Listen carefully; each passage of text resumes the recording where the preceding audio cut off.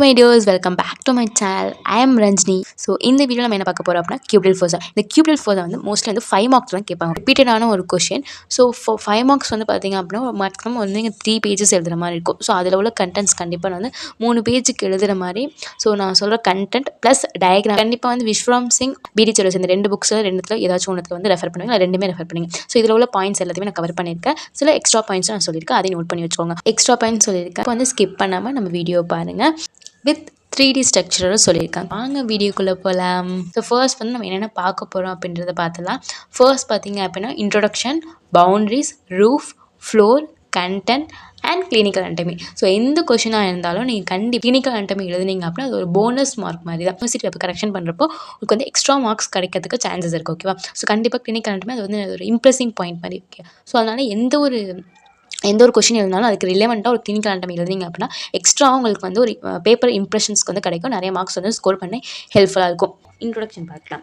It is a triangular Halo depression அப்படின்னு சொல்லியிருக்காங்க. So இது எப்படி இருக்குது அப்படின்னா ட்ரையாங்குலர் மாதிரி தானே இருக்குது அண்ட் ஹேலோவாக இருக்குது. ஸோ ட்ரையாங்குலர் ஷேப்பில் இருக்கிற ஒரு டிப்ரெஷன் அப்படின்னு சொல்லியிருக்காங்க. ஸோ செகண்ட் பாயிண்ட் வந்து it is also known as antecubital fossa அப்படின்னு சொல்லுவாங்க. இது வந்து இது வரைக்கும் பார்த்தீங்க அப்படின்னா ஆர்ம் ரீஜன் வரும் அண்ட் இது வந்து ஃபொராம் ரீஜனா. ஸோ இந்த ரெண்டு ரீஜனையும் வந்து கனெக்ட் பண்ணுற மாதிரி தான் இந்த கியூபிட்டல் ஃபோர்ஸா வந்து அமைஞ்சிருக்கு அப்படின்னு சொல்லியிருக்காங்க. It connects the arm and forearm region அப்படின்னு சொல்லியிருக்காங்க. பார்த்தீங்க அப்படின்னா it is homologous with popliteal fossa அப்படின்றது சொல்லியிருக்காங்க. ஹோமோலோகஸ் அப்படின்னா என்னது? சேம். இதே மாதிரி தான் வந்து பாப்ளிட்டியல் ஃபோர்ஸா வந்து லோவர் லிம்பில் இருக்கும் அப்படின்றத சொல்லியிருக்காங்க. ஸோ நம்மளோட அப்பர் லிம்பில் வந்து கியூபிட்டல் ஃபோர்ஸா வந்து ஃப்ரண்ட் ஆஃப் தி எல்போவுக்கும் முன்னாடி வந்து ஃப்ரண்ட்டில் இருக்கும். அதே மாதிரி வந்து லோவர் லிம்பில் பாப்ளிட்டியல் ஃபோர்ஸா இதே மாதிரி ஒரு ட்ரையாங்குலர் ஷேப்பில் இருக்கும் அப்படின்னு சொல்லியிருக்காங்க. அந்த இமேஜஸ் அவங்களுக்கு வந்து காமிக்கிறேன். ஸோ அது வந்து எங்கே ப்ரெசென்ட்டாக இருக்கும் அப்படின்னா பேக் ஆஃப் த நீல வந்து ப்ரெசென்ட் ஆகிருக்கும். வந்து பார்த்தீங்க அப்படின்னா சுச்சுவேஷன் அப்படின்னு போட்டுக்கோங்க. ஸோ சுச்சுவேஷனில் பார்த்தீங்க அப்படின்னா இது எங்கே ப்ரெசென்ட் ஆகிருக்கு அப்படின்னா எல்போவுக்கும் ஃப்ரண்ட்டில் வந்து ப்ரெசென்ட் ஆகிருக்கு. ஸோ இது வந்து ஃப்ரண்ட் ஆஃப் தி எல்போ தான், முன்பக்கம், எல்போவோட முன்பக்கம். So it is situated on front of the elbow அப்படின்றத வந்து ரெண்டாவது டாபிக் போட்டு சுச்சுவேஷன் அப்படின்னு போட்டு எழுதிக்கோங்க. ஃபர்ஸ்ட் வந்து இன்ட்ரோடக்ஷன் என்ன எழுதணும் அப்படின்னா it is a triangular halo depression.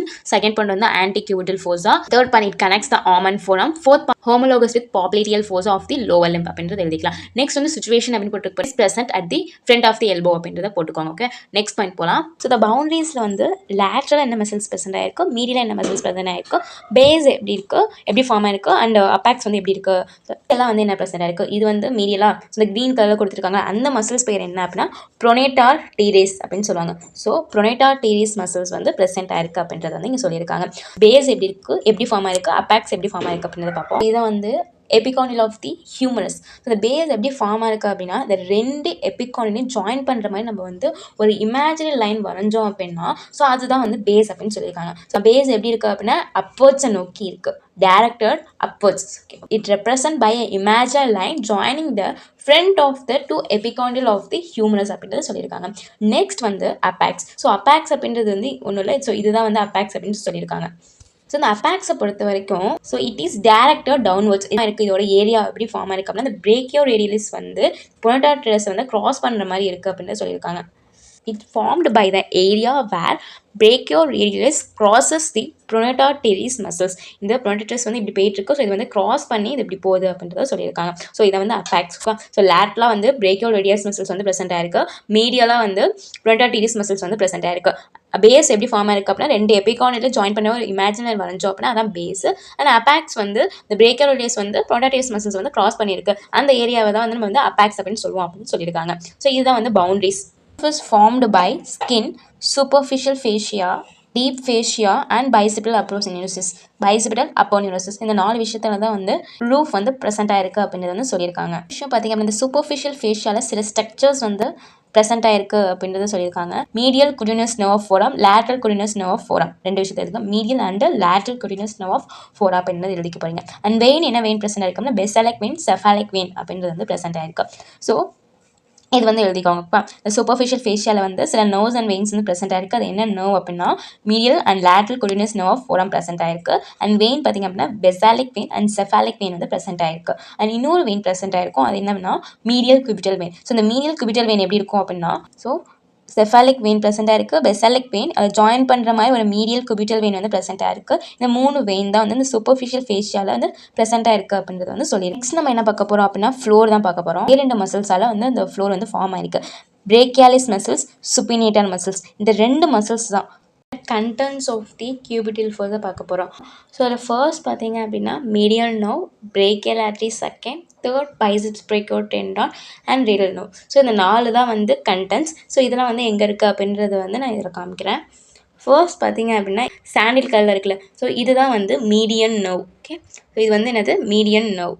Second வந்து பார்த்தீங்க அப்படின்னா ஸோ இதுதான் வந்து brachial artery. அது இது brachial artery. ஸோ இந்த ரெட் கலராக இருக்கிறது. தேர்ட் பார்த்தீங்க அப்படின்னா இது வந்து radial nerve. Okay, radial nerve. And fourth வந்து இந்த ரீஜனில் இருக்குல்ல, இது வந்து tendon of biceps brachii. Tendon of biceps brachii அப்படின்றது வந்து சொல்லியிருக்காங்க. 4 விஷயம்தான் வந்து contents of brachial artery. So இதோட நிமோனிக் பார்க்கலாம். MBBR அப்படின்றது வந்து சொல்லியிருக்காங்க. So M for medial nerve, B for brachial artery and B tendon of biceps brachii and R for radial nerve. So இதுதான் வந்து நிமோனிக். நெக்ஸ்ட் வந்து நம்ம கிளினிக்கல் அனாட்டமி பார்க்கலாம்.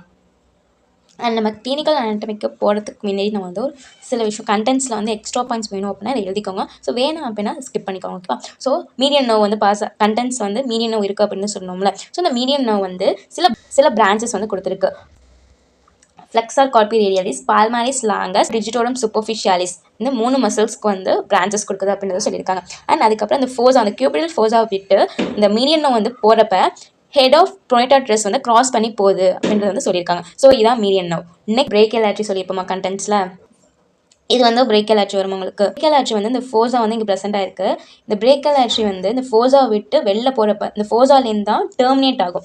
Radial nerve ulnar nerve terminate ஆகும். So அதை தான் நீங்கள் சொல்லியிருப்பாங்க. the beginning of the radial and ulnar arteries lies in the fossa அப்படின்னு சொல்லியிருப்பாங்க. ஸோ இந்த brachial artery படிச்சிருந்தீங்க அப்படின்னா தெரியும். ஸோ brachial artery வீடியோ வந்து நான் உங்களுக்கு அப்லோட் பண்ணியிருக்கேன். ஸோ அதை வேணால் செக் பண்ணி பாருங்கள். ஸோ இது லாஸ்ட்டாக வந்து இந்த ஃபோஸாலேருந்து தான் வந்து இந்த brachial artery வந்து டெர்மினேட் ஆகி ரேடியல் நர்வாகவும் அல்னார் நர்வாகவும் போகும். ஓகேவா? ஸோ அதுதான் வந்து brachial artery பற்றி சொல்லியிருப்பாங்க. நெக்ஸ்ட் வந்து ரேடியல் நர்வ் இருக்குமா. ஸோ ரேடியல் நர்வ் பற்றி என்ன எழுதலாம் அப்படின்னா, ஸோ இவ்வளோலாம் எழுத வேணாம், நான் சின்னதாக ஒரு பாயிண்ட் சொல்கிறேன். ஓகேவா?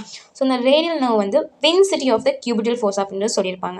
Radial nerve is a vicinity of cubital fossa அப்படின்னு சொல்லியிருக்காங்க. ஸோ வின்சினிட்டி அப்படின்றது வந்து என்னன்னா, ஸோ நியர் அதை சுற்றி சரௌண்ட் பண்ணி அந்த cubital fossaவுக்கு பக்கத்தில் இருக்க சுற்றியும் இருக்கிறது தான் வந்து வின்சினிட்டி அப்படின்னு சொல்லுவாங்க. ஸோ அது cubital fossa சரௌண்ட் பண்ணி இந்த ரேடியல் நர்வ் வந்து ப்ரெசென்ட் ஆயிருக்கு அப்படின்றது சொல்லியிருக்காங்க. அண்ட் எதுக்கு இடையில இருக்குது அப்படின்னா brachialis and brachioradialis மசில்ஸ்க்கு வந்து இடையில இருக்கு அப்படின்றத வந்து எழுதிக்கோங்க. 2 பாயிண்ட் எழுதணும். ஸோ ஃபர்ஸ்ட் பாயிண்ட் வந்து vicinity of the cubital fossa and second point it is present between the brachioradialis and brachialis muscles. இந்த 2 பாயிண்ட் எழுதிக்கோங்க.